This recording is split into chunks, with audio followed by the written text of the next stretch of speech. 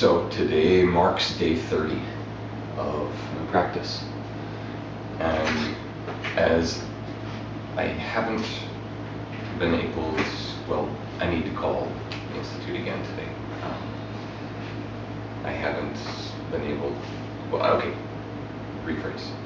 I did try calling to talk to whoever's in charge of HITA, because Alina Miles was when I was there, and she and Slim left before we did, I think. Either way, I had left a message. I haven't heard back from whoever is coordinating it now, and HITA. And I couldn't understand their voicemail.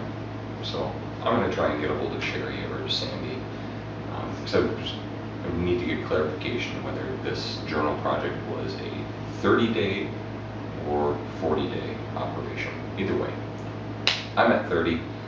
I'm feeling fantastic. There's still limited motion in my toe, but things were flowing much better. There's still always mindful awareness. And yesterday morning, the previous 2 mornings, I'd noticed more stiffness in my foot, but being that I was working doubles, by the end of the day, I found myself walking much more naturally, much less of a limp. Well, yesterday, that's the way the day started out, and it only got better as the day went on. And so I'm really pleased to feel comfortable in my mobility. And I believe it's thanks to practice, not just Pranadharana, but really my daily practice of positivity, being happy, almost relentlessly happy, blissful. And that's something that Rolf talked about in several different seminars. And that always sunk home, but now I feel like I understand more of the subtle energetics of why that works, why positivity works. And so I like having that vibration in my body.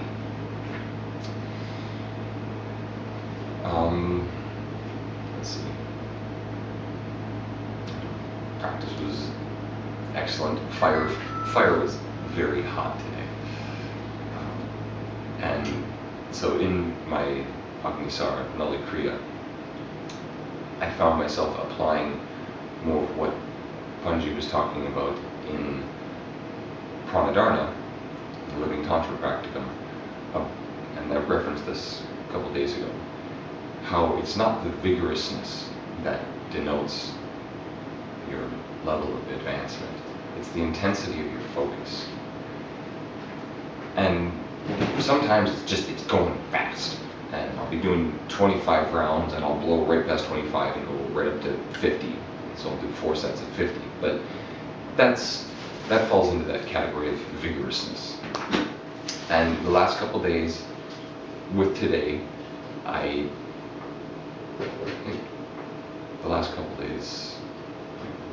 it comes up from time to time, but more in the last week in Agnisara and in Pranadharana, I've noticed myself applying that quality of focus to the sensitivity, the intensity of the focus.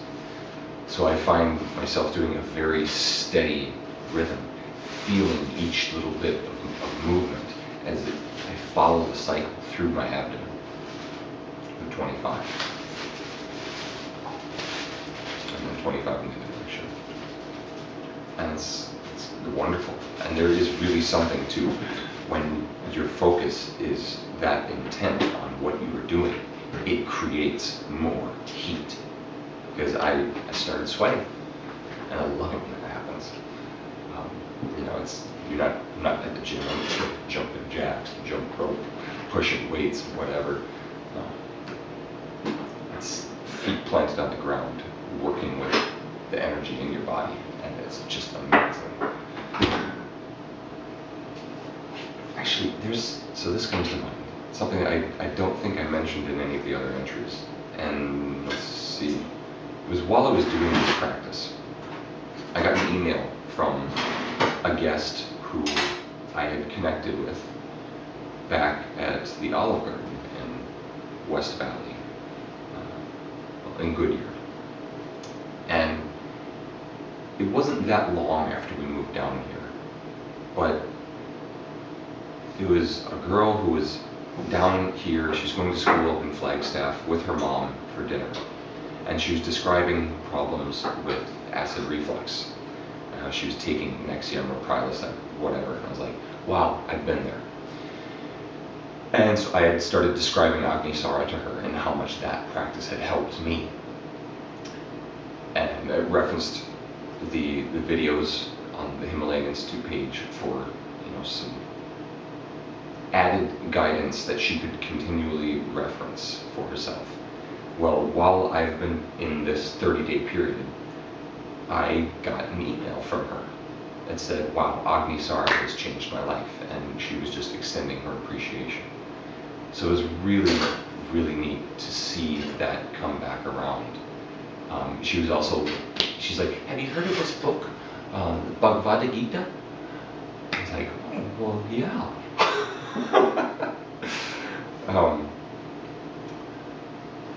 So, more blessings of the tradition. That it works. It works. One of the details I just wanted to mention about practice, I guess sort of a safety thing to be aware of in Pranadharana, would be aware of the state of your sinuses and of your throat. If you are really mucousy or there's a lot of saliva, you want to make sure that the area is clear. Sometimes that means taking a little more swallowing, or blowing your nose, doing neti pot beforehand. And the reason this comes up is because today I was doing the Bhastrika style breath with Ujjayi, and I was noticing it felt different. It was a little more ragged, just rough, the movement of the air. And what was happening was there was some mucus on the back of the sinuses, and it was getting, like when you blow across the surface of water, you get those little ripples. Well, it's like you're quickly blowing back and forth across the surface of the water, so you get these little waves and ripples. And that's what I was feeling in the back of my throat. So if you feel that, stop, swallow, clear it, come back into it. Because if you don't, it's getting worked loose, and you could send that debris deeper into the sinuses or inhale it into the lungs, and end up with hacking cough or something. It could hurt your throat. So that's why we always talk about being mindful of the practice and of yourself. All right. I'm going to continue doing these entries, just in case it is a 40-day requirement instead of 30. I really think it was just 1 month, but until I get confirmation. And I believe I will be going ahead and posting this first month and giving that up, and then just continuing to add to it. And it's unlisted, so it's not like anybody can just show up on anybody's feed. It's only if they know what they're looking for that they can find it. The way that I'm naming it will only be if I've told them what to search for. It's not going to pop up anywhere. And I think after, just for protecting the practice and all this, after it's been reviewed, accepted, I'll probably take it down.